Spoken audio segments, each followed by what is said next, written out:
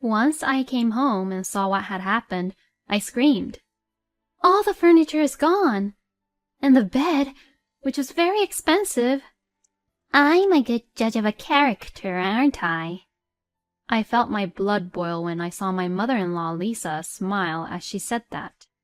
Lisa, did you perhaps— Yes, I had to have it removed because I wanted to use them in my house.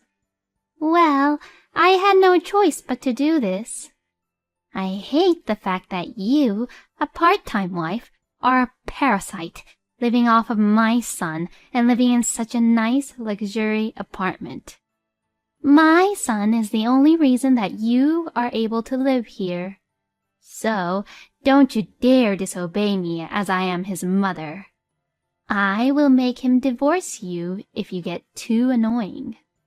Always remember that.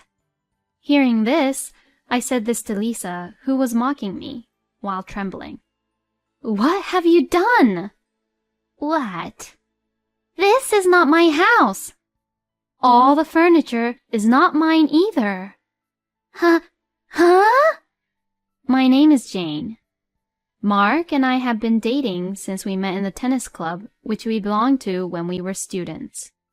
He had always been that kind of person who loves to live large amongst the class compared to those around him, and he often gave me gifts in which I told him that I wanted it casually, on ordinary days that were not even my birthday. I just wanted to see your happy face, Jane, so that's why I bought it for you. Seeing him smile and say something like that made me like him even more. We graduated from college and got married. We were the first among our friends to have a wedding, and it was celebrated with all of our friends, and I was having the happiest time of my life. Mark and I had been working for a company, but he had asked me if I would quit my job when we got married.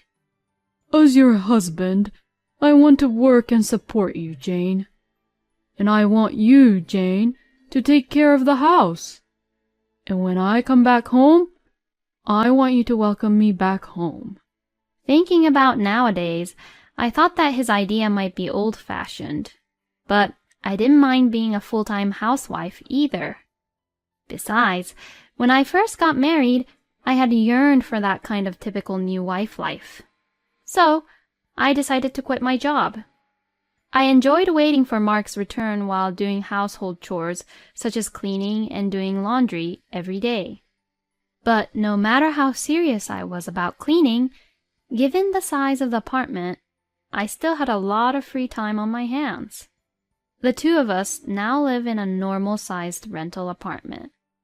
Mark, who likes to live large, was not that happy about it. But I asked him to respect my opinion that if he was the only one who was going to work, I didn't want us to spend too much money, so we chose the apartment which we live in now.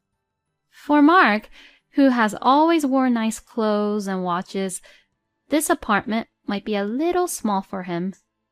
But I really liked it because it was our first apartment together, even though it was small. One day, Mark came home from work as usual, and we were having dinner together when he suddenly showed me an ad for an apartment. It showed a room in a luxury apartment in a well-known neighborhood, and the rent was almost 10 times what it was now.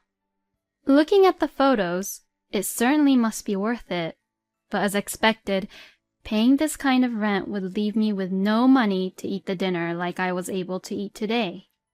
I think that this is a very nice room. It must be depressing to live in such a small apartment like we are right now. Let's move out. I do understand your feelings, but the rent is too high. I like our apartment, where we live currently, very much.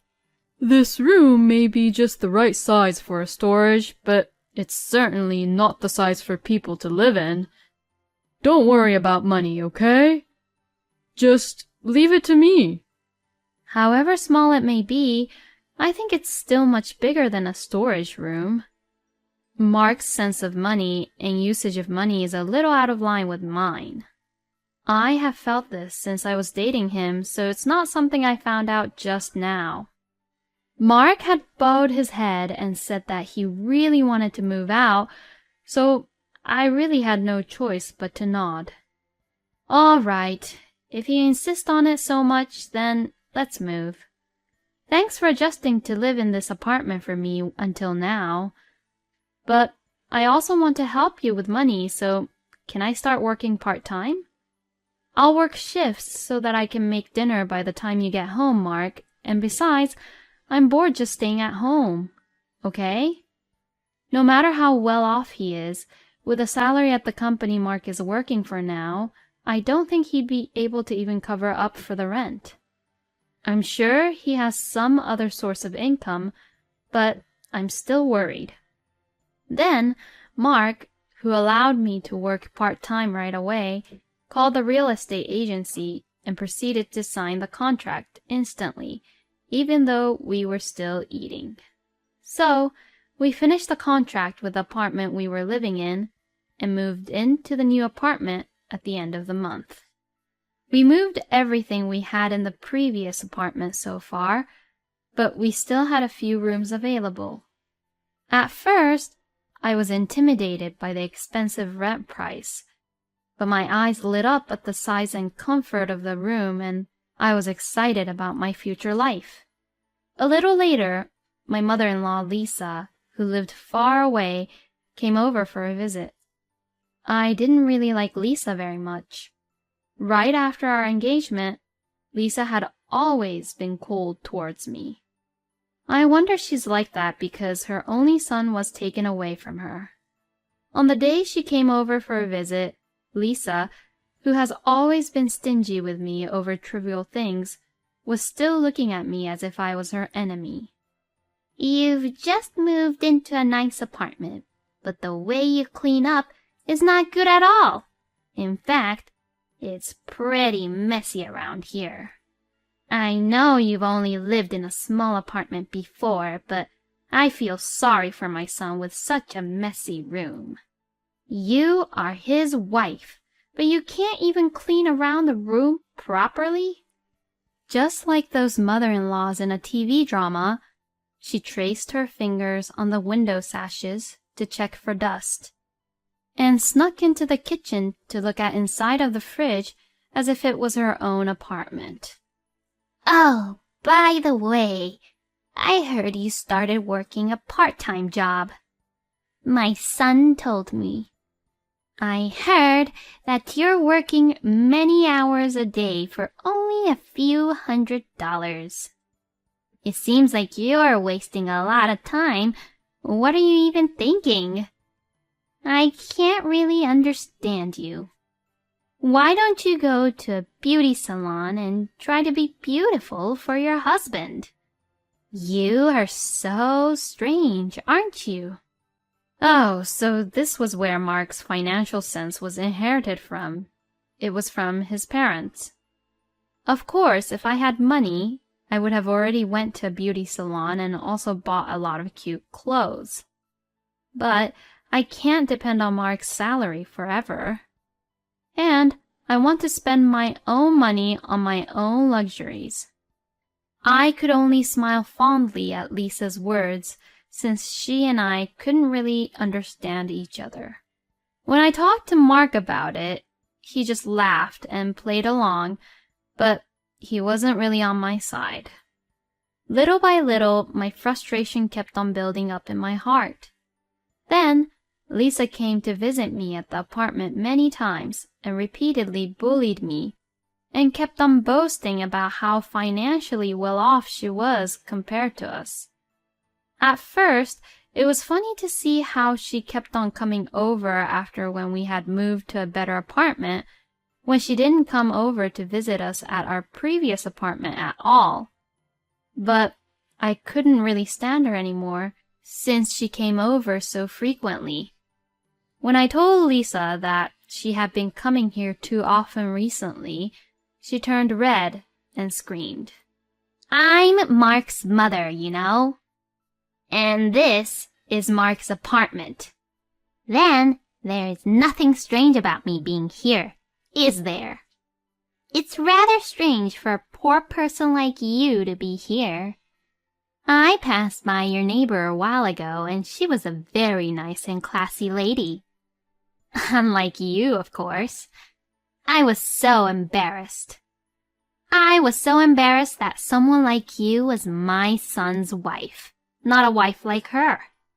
Lisa's sermon continued into the night and finally ended when Mark returned home. I'm sorry, Mark. I didn't even have any time to prepare dinner, so can you order something? I'm going outside to take a little break for a while. Huh? No dinner? What have you been doing this whole day today? Mom came here because she was worried about you, Jane, so you should be taking care of her. I'm going to spend the night out today. There was a cheap and comfortable hotel in the neighborhood. Mark saw my exhausted face but showed no signs of worry. And Lisa only uses me to relieve her own exasperation until the sun goes down. I had no place to rest my mind and heart. Mark, without paying any attention to me, started talking with Lisa about ordering food. And with that, I ran out of the house. The next day, at around noon, I came back home. When I looked at the front door, Mark and Lisa's shoes were gone. It seems like Lisa had gone home. I was prepared to hear Lisa's sarcastic voice again. So I was a little relieved, but I couldn't believe my eyes when I went straight into the bedroom. The bed that had been in the bedroom was gone.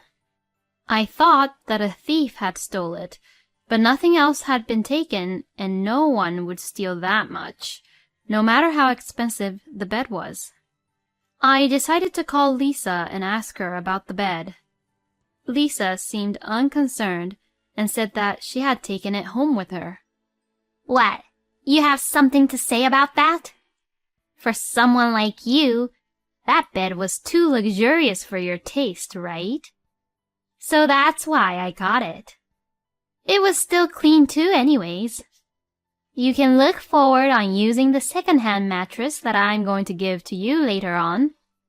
It's a little torn, but I think it's just right for you. Lisa was smiling at me on the other end of the phone, and I lost my patience. To Lisa, who has been looking down on me forever and ever, I replied with a big smile saying this. Oh, I don't need it. Why don't you dispose of that garbage by yourself? Besides, you took someone else's property without any permission, and you didn't even apologize. What?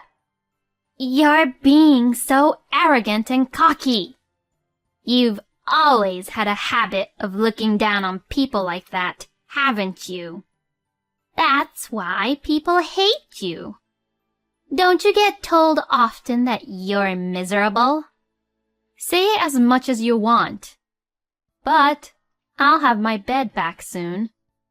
As I've been saying, your things belong to Mark. As long as Mark doesn't say no, I'm free to use them whenever I want to. That bed is not ours, Lisa. At my words, Lisa was silent for a moment. What do you mean? I decided to tell her the whole truth, as Lisa sounded very confused. I am divorcing Mark. Oh, really? I guess you finally know your place then. So, all my furniture has been moved to a new place and is not in this apartment. That bed is from a company that rents them out. It's rented? You rented a luxurious bed for such a temporary thing? You lousy woman, squeezing Mark's money out of him until the very end. No, it was Mark who chose that bed. He is a man who really liked to look good to others. I'll tell her all the truth about Mark before I say my goodbye. I decided to tell Lisa about Mark's side that she didn't even know about.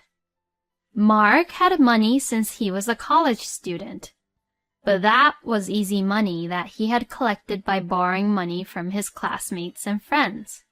He wasn't rich at all, but just a fool who spent money without thinking. It's true that his parents were rich, but that didn't matter when he graduated college and started to earn his own money. Mark's current salary that he gets from work is probably less than half of what he pays in rent now. He still borrowed money from his friends and secretly went to casinos to gamble and earn money. Even so, his spending spree continued to grow as he attracted attention by having a more lavish wedding than anyone else and moving into a more luxurious apartment. With his desire to only look good around others, he even went to the trouble of ordering a luxury bed from a furniture rental company. In the end, Mark was just a pathetic man who wanted to be just rich. The reason he made me quit my job and be a housewife was also for the sake of opinions from other people. Yesterday, you told me, Lisa, remember? That the neighbor's wife was a wonderful person. Well, that's what Mark said to me last month, too. He said, you should be like her, too. And he also said, if you aren't like her, I would look bad, too. He said this with a kind smile, just like when he used to give me presents. So that day, I showed the divorce papers to Mark. I was really at the end of my patience. You have done a lot for me, Lisa. Please be prepared for that bed. It's quite expensive. I will contact the management company, so I'm sure they will contact you soon, okay? What? Wait! Isn't it your fault for not explaining? Come and get it at my place right away. This is an order. You should at least listen to your own husband's mother. I am divorcing Mark, so you are no longer my husband's mother, Lisa. You're nothing but a stranger to me. I told Lisa once and for all and let out a small breath. Also, if you still want to visit this apartment, you'd better do it soon. I have reported Mark's large debt to the real estate company, so it may be seized by the company soon. If he does get evicted, I hope he can at least rent a room with a bathroom. At my words, Lisa dropped her cell phone without a word. Without waiting for an answer, I hung up and set the phone to block her calls. Good. I guess that's the last of the cleanup before the divorce. I left Mark's apartment that day. Later, I heard that Mark was kicked out of that room. I heard that until the very end, he had been fussing that he was well paid and would soon finish paying off his debts, but he was evicted instantly. The company kindly introduced another room for a very low price for him, but it was about half the size of the first apartment that we lived in. The friends he used to borrow money from have kept their distance away from him, and the only thing weighing on him is the bill for repayment to his friends. As for the bed, there seemed to be some scratches and torn pieces of fabric when Lisa took it out without permission, so they had to buy the bed in the end. I think the total cost was less than $10,000, but it wasn't a price that could be prepared easily. And even Lisa, who was very fond of her son, had grown apart from Mark since then. Mark apparently told Lisa that he worked for a very prestigious company and was well paid. Mark was sending his parents several $100,000 every month, all of which he gathered through gambling or borrowing money. When Lisa found out about this, she apparently realized the unusual nature of Mark's personality about showing off and his bad habit about the usage of money, so she distanced herself from him. Now, I think I can have a little fun conversation with Lisa, but I never want to hear that voice again. Mark will probably lead a lonely life in a small room by himself, abandoned by his parents and his friends. I was alone in the small room I had moved into and stroked the small cactus I had placed by the window. I have no money now because I only work part-time, but I will start working again and save up some money. I didn't have to look good. and I would be able to live a full life with myself. I was relieved to know that I had my own freedom and that I could live with a cactus in my room, even if it wasn't a luxury apartment. I'm still glad that I took action, even though a lot had happened in a few days. I think I will get some delivery today. It's a bit of a luxury, but oh well. Such a small luxury is what true happiness is all about. With this in mind, I was excited to choose which delivery to order.